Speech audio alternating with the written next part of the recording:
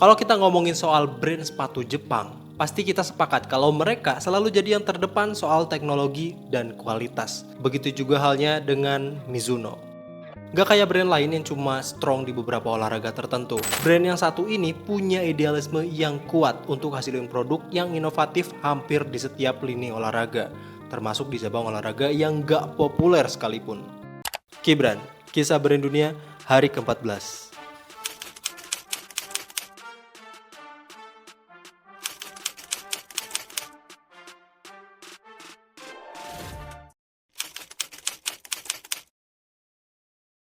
Ternyata di tahun 1906 bukan cuma New Balance asal Amerika yang lahir sebagai brand olahraga. Di tahun yang sama, Mizuno ini berdiri sebagai sebuah toko peralatan olahraga dengan nama Izuhi. Perusahaan ini didirikan oleh dua bersaudara bernama Rihachi dan Rizo Mizuno di Osaka, Jepang. Toko ini berdiri karena kecintaan Rihachi terhadap baseball setelah kunjungannya ke Amerika. Makanya toko tersebut fokus menjual alat olahraga berat, terutama baseball. Baru di tahun 1907, toko ini memulai produksi perlengkapan olahraga mereka sendiri. Tahun 1910, nama Izui diganti jadi Mizuno Shoten, sekaligus merilis sepatu baseball pertama mereka. Tapi karena keterbatasan teknologi saat itu, sepatu pertama mereka ini cuma dilapisin kulit berat dan malah kelihatan kayak sepatu boots. Sebagai satu-satunya brand olahraga saat itu, Mizuno menunjukkan eksistensinya dengan mengadakan berbagai kejuaraan atletik dan jadi penggagas standarisasi bola baseball di Jepang. Makanya popularitas Mizuno ini dimanfaatkan dengan baik dengan memperluas cabang mereka ke kota lain di Jepang sekaligus memperkuat kapasitas produksi mereka. Selama tahun-tahun berikutnya, Mizuno terus berinovasi dan memperluas segmentasi pasar mereka, mulai dari ski es, glider, tinju, sepak bola, atletik, tenis, bahkan sampai golf. Bahkan di tahun 1938, Mizuno ini mendirikan pusat inovasi olahraga pertama di dunia untuk bikin macam-macam R&D untuk produknya. Long story short, setelah Perang Dunia Kedua, Mizuno ini harus menata kembali manajemen brand mereka karena kehilangan cukup banyak sumber daya dan juga harus membantu kebangkitan kembali Jepang pasca tragedi Hiroshima dan Nagasaki. Selama itu juga, Mizuno dianugerahi berbagai penghargaan dari otoritas pemerintahan Jepang, sampai Rihachi Mizuno ini meninggal dunia pada tahun 1970.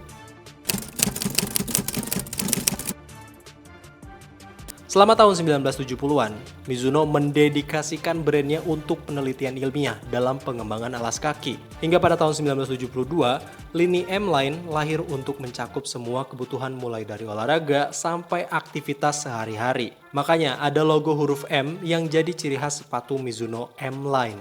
Tapi nggak sampai satu dekade, tahun 1981, logo M ini digantikan oleh Runbird yang jadi ciri khas Mizuno sampai saat ini. Kalau dipikir-pikir mirip kayak logonya Volstock ya.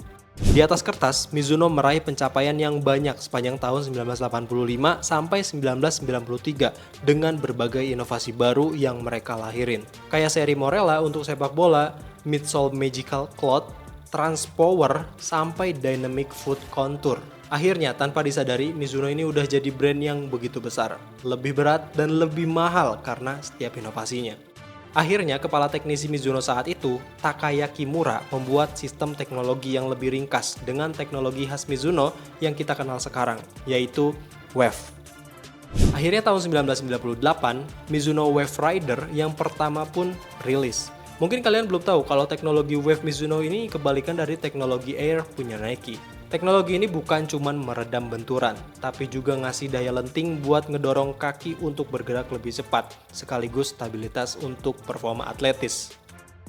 Di samping pengembangan produknya, Mizuno juga menggait banyak atlet profesional di banyak segmen olahraga. Sebut aja Fernando Torres, Sergio Ramos, dan Hulk di segmen sepak bola, Nick Faldo di segmen golf, Frederick Ngannou di olahraga renang, dan sedikit mundur ke belakang ada atlet NBA, yaitu Dana Barros dan Spud Webb, dan masih banyak lagi. Sampai hari ini, Mizuno masih relevan banget di dunia olahraga, tanpa banyak gimmick dan drama buat narik perhatian konsumennya. Di segmen running, Wave Rider dan Wave Rebellion ini jadi andalan Mizuno untuk menjawab tantangan di tengah popularitas running. Tapi di segmen lifestyle, Mizuno memang belum banyak nunjukin eksistensinya, padahal mereka ini punya cukup banyak sepatu sport style, kayak Sky, Contender, atau Inspire, yang harusnya ini bisa ikut tren bareng New Balance karena sama-sama brand idealis yang mengutamakan kualitas dan performa. Tapi kalau ngomongin segmen golf, kayaknya belum ada yang bisa nandingin Mizuno karena olahraga ini juga bagian dari core bisnis utama dari Mizuno. Makanya, biarpun gak sepopuler brand Nike, Adidas, atau Asics, Mizuno tetap bisa bertahan sampai 1 abad karena budaya R&D mereka yang belum bisa brand lain tiru.